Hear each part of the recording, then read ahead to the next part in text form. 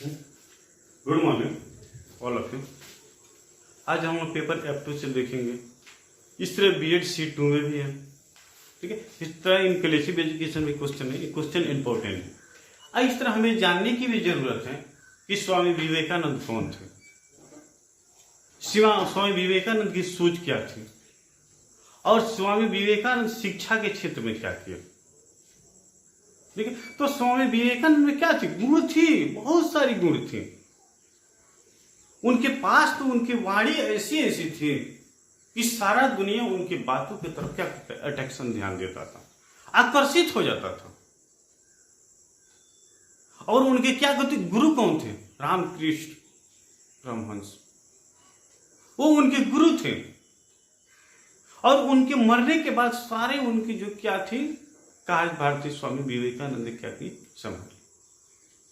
एक समय के बाद थे जब स्वामी विवेकानंद अमेरिका गए थे शिकागो, तो वहां पे क्या किए मेरे अमेरिकन भाई बहन, जब ये वाणी उनके मांग क्या हुई अंदर से निकली, तो जितने भी वहां पे क्या थे व्यक्ति थे सभी उनके प्रति क्या हो गए, आकर्षित हो गए।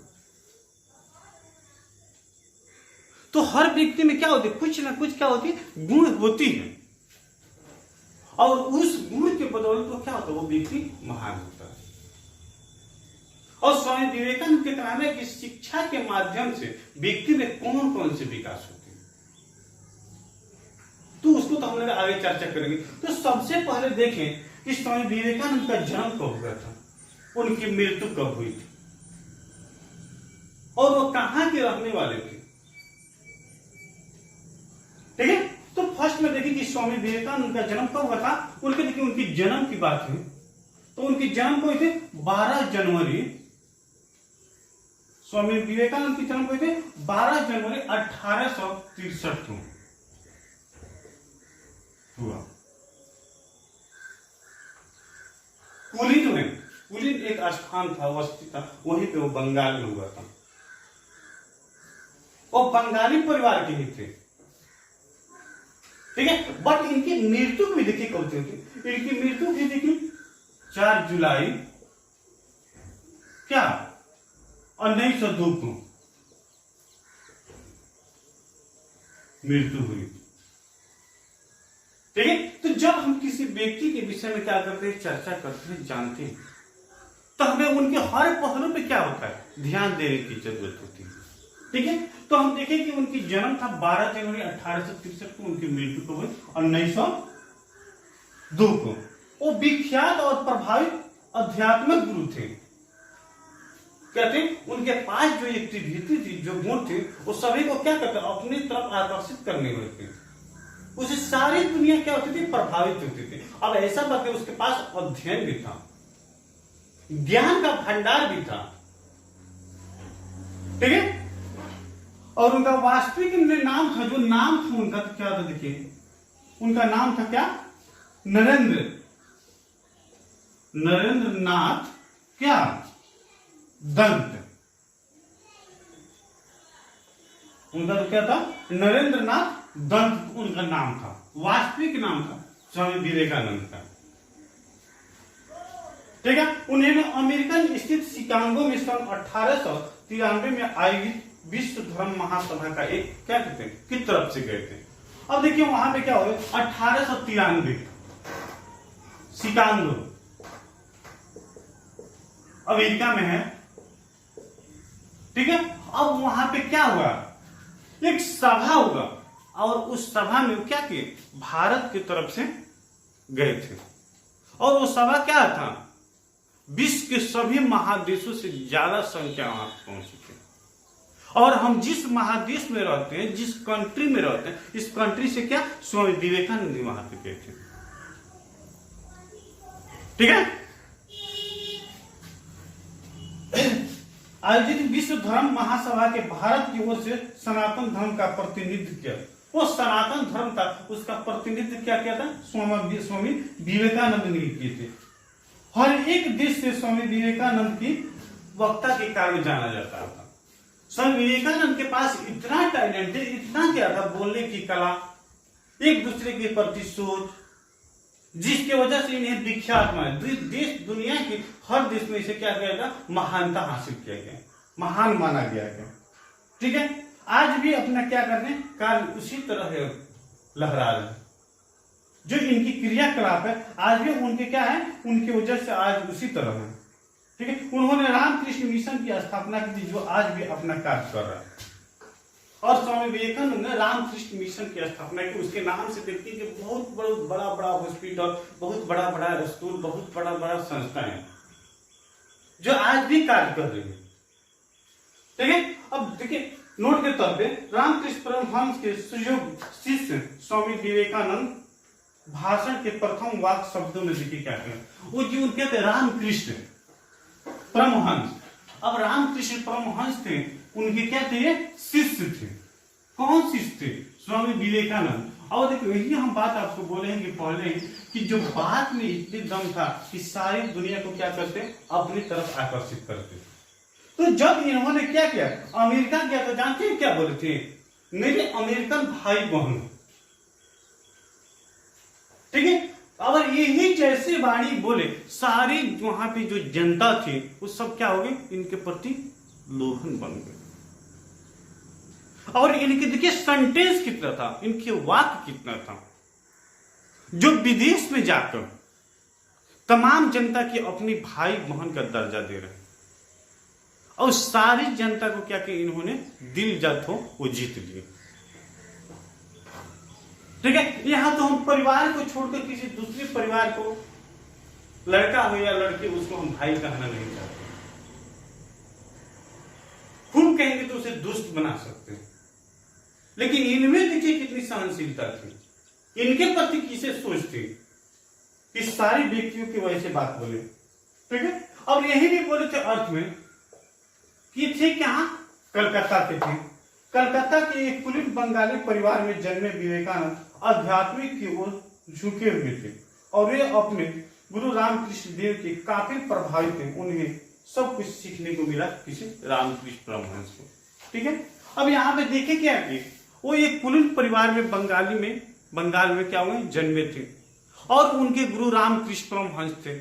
उनसे जो भी चीज सीखे सब उन्हीं से सीखे, और उनकी जो राह था उस राह पर क्या करते थे, वो चलते थे। ठीक है, चलिए आगे हम लोग देखते थे। रामकृष्ण के मृत्यु के बाद विवेकानंद ने बड़े पैमाने पर भारतीय उपमहाद्वीप का दौरा किया। जब रामकृष्ण परमहंस ने क्या, उनकी जब मृत्यु हुई तो उनके बदले में क्या किए, उभरे और पूरे महाद्वीप है इसका दौरा किए। ठीक है, और भारत में विवेकानंद को एक देशभक्त संत के नाम से जानाने लगा गया। भारत में ये क्या, एक देशभक्त संत के नाम से जानने लगा, और जन्मदिन को राष्ट्रीय युवा दिवस। अब देखिए युवा दिवस, स्वामी विवेकानंद की जो जन्मदिन है उसे क्या होता है, युवा दिवस के माना जाता है। ठीक है, युवा दिवस के नाम से मनाया जाता है। स्वामी विवेकानंद अंग्रेजी शिक्षा व्यवस्था के विरोध किए, और ऐसी शिक्षा चाहते थे जिससे बालक का व्यक्तित्व का सर्वांगीण विकास हो सके और अपने आप में क्या करे, आत्मनिर्भर बन सके। स्वामी विवेकानंद क्या, जो अंग्रेजी एजुकेशन था, इंग्लिश था, इसके प्रति क्या किए, उन्होंने विद्रोह किए। इनको ये क्या करते, ज्यादा लाइक नहीं करते थे, और इनका सोच था क्या कि जो मातृ एजुकेशन, मातृ शिक्षा है, उस शिक्षा को हम क्या करें, बढ़ावा दें, और केवल एजुकेटेड शिक्षित नहीं करें, उससे क्या, उसे बेनिफिट भी होना चाहिए, और वो अपने जीवन यापन को भी क्या करें, आसानी से हम चला सकें। वैसे ही इनकी सोच थी, सार्वजनिक विकास हो सके और अपने आत्म पर क्या होते, बालक निर्भर बन सके, और उस व्यक्ति को शिक्षित मानते हैं जो परीक्षा में उत्तीर्ण नहीं हो। आज हम लोग उस व्यक्ति को शिक्षित मानते हैं जो परीक्षा में अच्छा मार्क्स लाता है, अच्छा परसेंटेज लाता है, अच्छा नौकरी करता है, लेकिन उसके पास शिष्टाचार अनुशासन नहीं है, बात करने की तजुर्बा तरीका नहीं है, क्या उसी को शिक्षित मानेंगे? नहीं, उस समय के बात है कि उसको वो शिक्षण नहीं मान देते। व्यक्ति शिक्षित हो जाता है, समाज के विषय में हमेशा सकारात्मक सोचता है। ठीक है। देखिए उनके कहने का तात्पर्य कि आप उस व्यक्ति को शिक्षित नहीं मानिए जो भाषण देना प्रारंभ कर दे, जो एग्जाम में अच्छा मार्क्स ला दे। आप उस व्यक्ति को शिक्षित मानिए कि समाज के कल्याण के विषय में सोचे, कुछ करे। हम उस व्यक्ति को शिक्षित मानते हैं, ठीक है। तो थोड़ा सा आप इस सब बातों पर क्या कीजिए, ध्यान दीजिए, ठीक है। अब जैसे नोट के तौर पर हम आप लोगों को बता रहे हैं,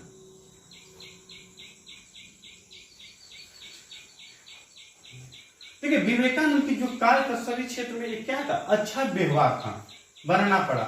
सिद्धांत देने के ढेरों के संपर्क में देश का विनाश कर दिया, ठीक है। अब उन्होंने क्या किया, अब ऐसा मेरे पास सिद्धांत है जिससे के चलते हमारे क्या हो, जो देश है वो क्या हो, विनाश हो जाए। हमारा ऐसा व्यवहार है जिस व्यवहार से क्या होगा, प्रेरित होकर सभी व्यक्ति हमें क्या करें, हमें अच्छा दर्जा दे, ठीक है। तो हम इतना देखें कि इस समय विवेकानंद का जन्म कब हुआ था, उनकी मृत्यु कब हुआ था, उनके गुरु कौन थे, उनकी सोच क्या थी, और विदेशों में गए थे, उनकी कौन सी बात थी, सारी दुनिया वहां से क्या हुआ, प्रभावित हुई, ठीक है। अब जैसे कंटेंट में देखते हैं, इनका सब्जेक्ट मैटर में हम देखते हैं कि क्या कहते हैं, ठीक है। अब इनकी दो चार जो बातें हैं, उस बातों को हम क्या करें, स्पष्टता से हम देख लें, ठीक है। फर्स्ट में शिक्षा ऐसी हो जिससे बालक का शारीरिक और मानसिक आध्यात्मिक विकास हो सके, ठीक है। फर्स्ट में उन्होंने क्या कहा, शिक्षा, एजुकेशन, शिक्षा ऐसी हो जिससे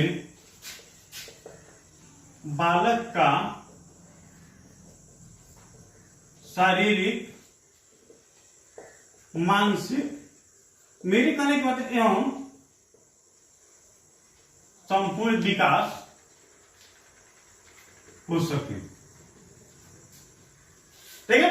तो शिक्षा बालक के पास कैसी हो, तो शिक्षा एजुकेशन उनके पास ऐसी हो कि उनकी जितनी भी आवश्यकता है उस सभी को विकास क्या करें, अच्छा से कर सके। नेक्स्ट पॉइंट है, बालक का चरित्र का निर्माण, मन का विकास हो, बुद्धि के विकसित हो तथा बालक का आत्मनिर्भर बन सके,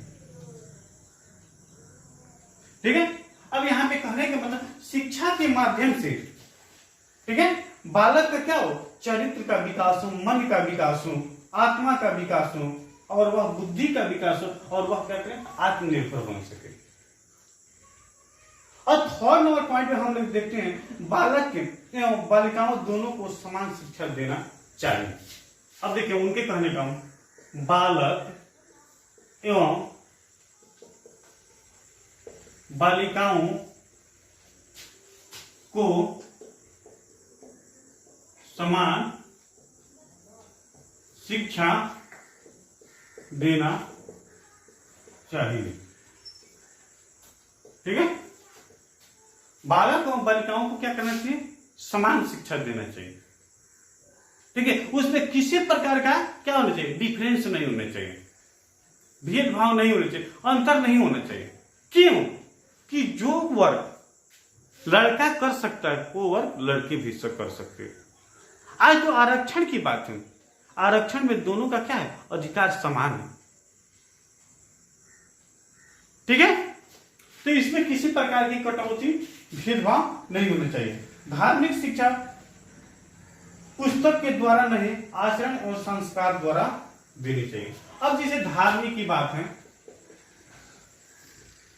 शिक्षा पुस्तक के द्वारा नहीं, ठीक है।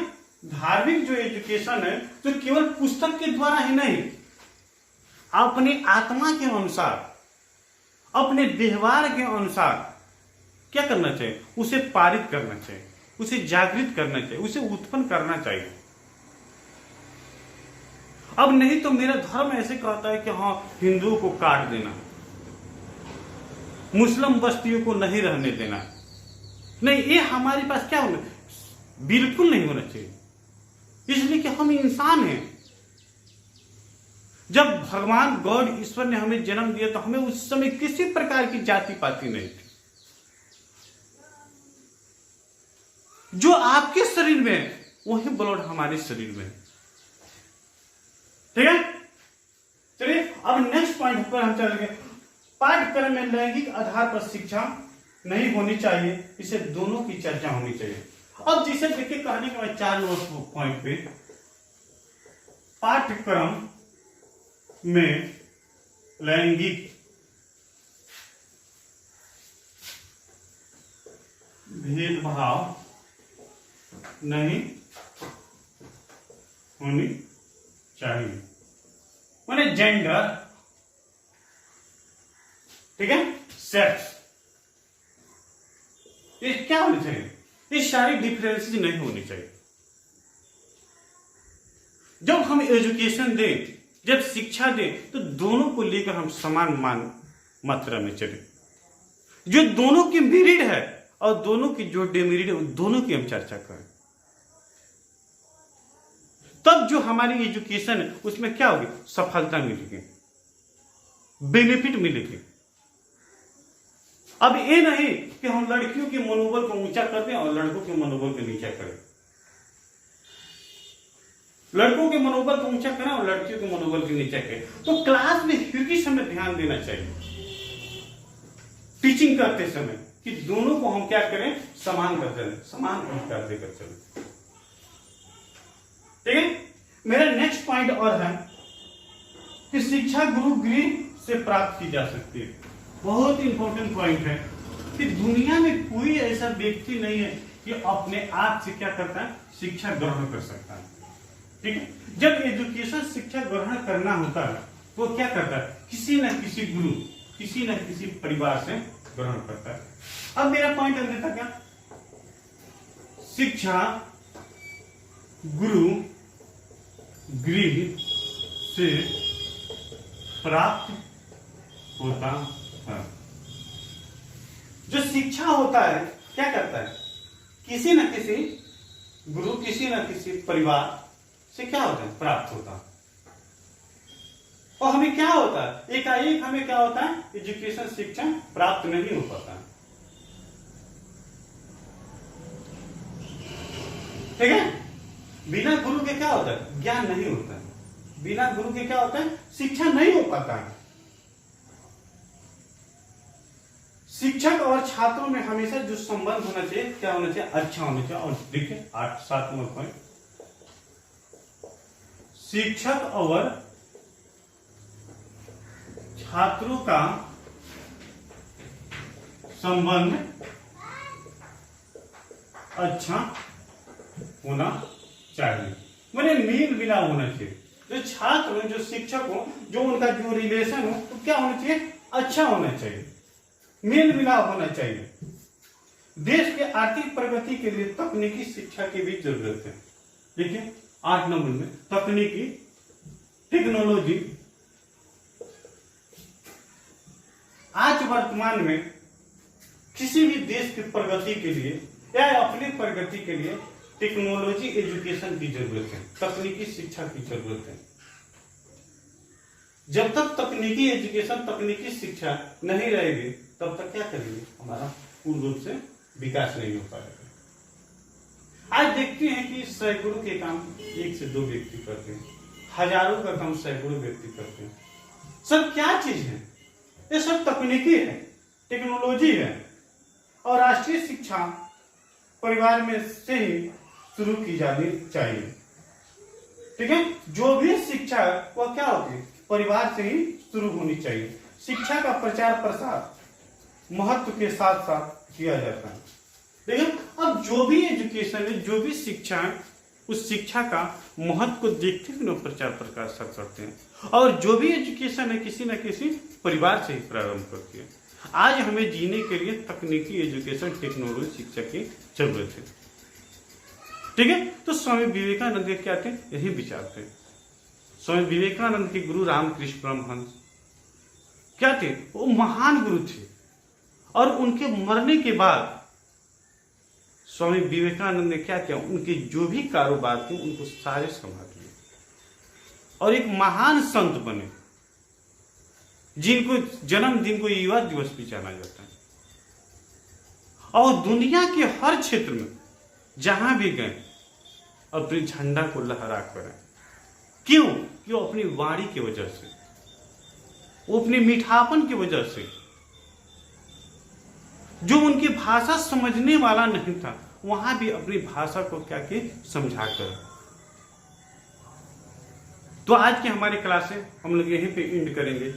मैं MD Ashraf Gaddi, Chanakya college of education Bettiah.